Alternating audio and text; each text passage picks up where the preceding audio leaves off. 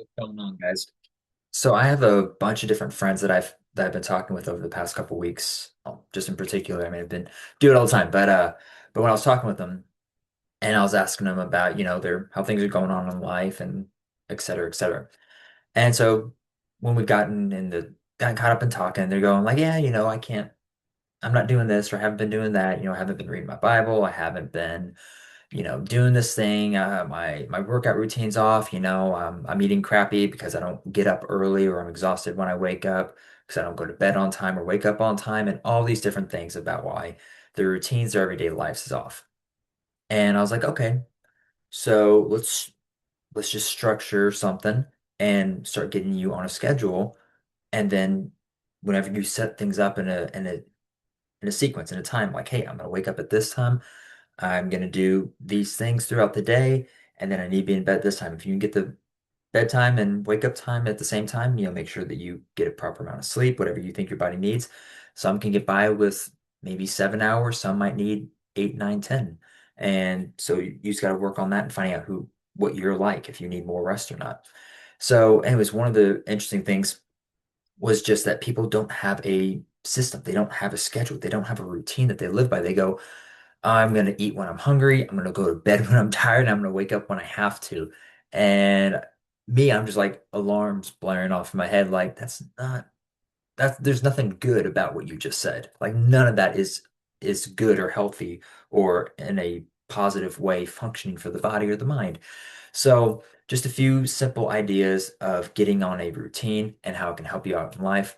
So again, there's so many. I just grabbed a couple of these quotes and verses. So um, Epictetus, he says, everyone wants to heal until the medicine shows up in the form of discipline. We see that all in today's world. Everyone's just so unhealthy that they're going, all right, give me the Ozempic, give me that, what's the quick fix, the pill, the this, that, and the other. What is the minimum amount of effort and work I have to put in while staying in my routines and my habits and eating the crap and not having a sleep schedule and all these things? And no one's wanting to put in that work and have that discipline. And it's really sad to see, honestly. But that's kind of what we're wanting to hit on here is you can't have it all, right? You have to you're either going to live a good, healthy life and have energy and you're going to be on a good schedule and you get to eat amazing food, blah, blah, blah, blah. You get to do all these great things. But that doesn't mean, but now you don't get to go out and party and drink and do all this late night hours crap. That means you're not going to be just wasting your time. You're not going to be desk scrolling on your phone all the time. You're not going to be eating all this crappy food that makes you feel horrible right after you're done eating it, but you keep eating it because you're living in the addiction of what the sugar and all the chemicals are doing to your brain. All that fun chemistry. So you can live in a healthy, good life or live a crappy life and just have fun moments, have your little highs. So one of the things for me in particular is I love to wake up early, and everyone's different. I never used to do that. I had to train myself into doing that. So now I wake up at 4 in the morning, like every day. Sometimes I'm not gonna act like I'm perfect. There are some days where it was a bad night. I didn't get to go to sleep that night. Or I only got a couple hours. And sometimes I'm like, all right, I'm gonna go wake up at 5 or 6, and then my day gets messed up. And that absolutely happens every once in a while. But for the vast majority, I wake up at 4. And then I have all that time to myself. And I think of this one, Mark 1:35. He says, early in the morning, while it was still dark, Jesus got up, left the house, and went away to a secluded place and was praying there. I mean, like I see that one and I think it makes sense. You get up, everyone else is asleep, everyone else, they don't want to do that. They don't want to get up and put in that time and effort. And I think of this as like my first fruits for the day. As soon as I wake up, like I wake up, walk over so that my phone's not by my bed. And so then I have to get up, get out of bed, get uncomfortable to grab my phone to turn off the annoying alarm. And then by that point, I've gotten used to just after a minute, I wake up and I'm good. Turn on the light, I grab my Bible, I set it down, and then I just spend that time to read. And I think of that in myself as giving my first fruits to God. First fruits of the day to me, to him, to just working on myself in that sense. Because if we wait till the end of the day, how many times have you said, "Oh, I'm going to do this thing at the end of the day," and the day was long, it was hectic, it was tiring, something came up, blah, blah, blah, blah, blah, situation, excuse, something comes up, and then you don't do it. And you go, well, I can miss today. I can miss, 2 days. It's not going to kill me if I miss 3 days. That's just life. And then one day turns into a week, into a month, and then you never doing it again until you go, oh, I forgot I started this journey and I never fell through because I didn't want to do what was uncomfortable. So, anyways, it's just some things like that. 1 Corinthians 6:19 to 20 is, or do you not know that your body is your temple of the Holy Spirit who is in you, whom you have from God, and that you are not your own, for you have been bought with a price. Therefore, glorify God in your body. Take what you eat, what you consume, food, water, music, thoughts, TV, everything is you're consuming it. What are you consuming? Is it going to be good things? Is it going to be healthy foods that God created?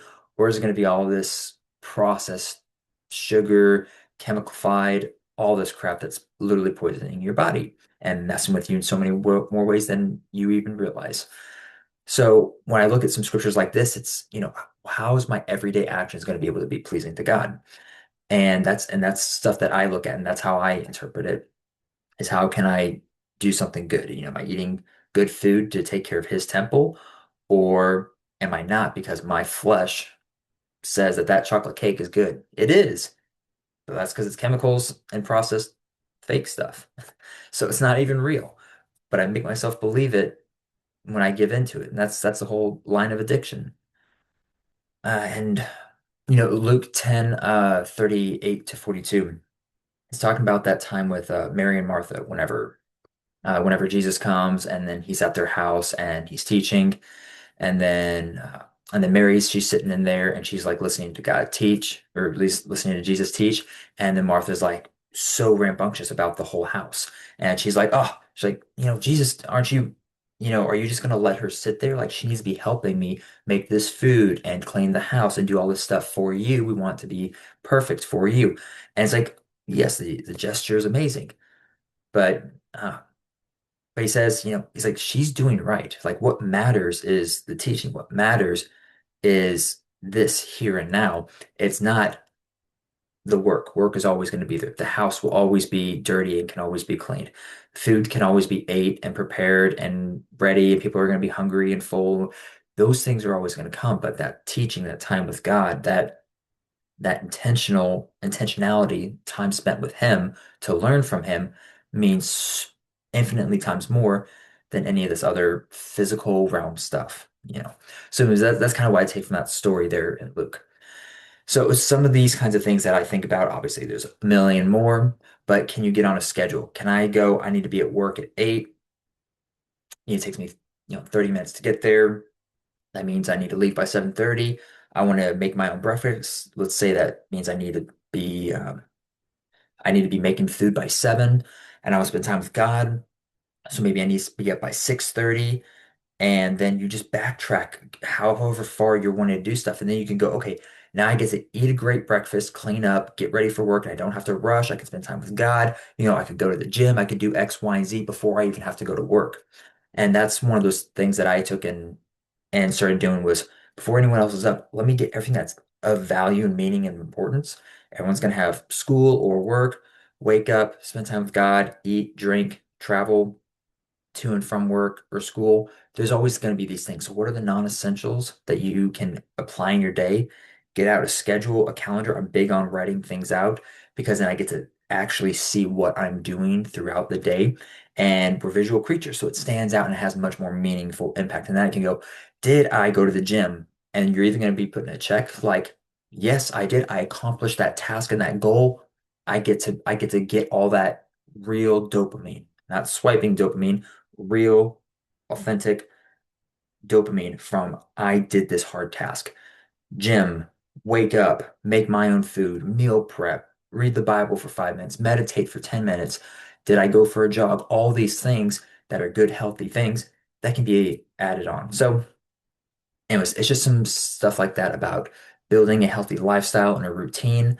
And you can't do things in a structured manner if there is no structure. So, anyways, I've just had way too many of those conversations in the past week or so in particular, and I have them with almost everyone that I know actually. But particularly recently, I was like, you know what, that makes sense. Let's just talk about what it really means. And again, there's so many different ways you got to structure your day for what's going to work best for you. But anyways, these are just a couple of things that helped me, that got me from waking up at 10, 11, 12 o'clock in the afternoon to waking up. And then I started waking up at 4. I started working out. I started reading the Bible. And then that thing went from 5 minutes to 10 minutes to a half hour to an hour to a couple hours.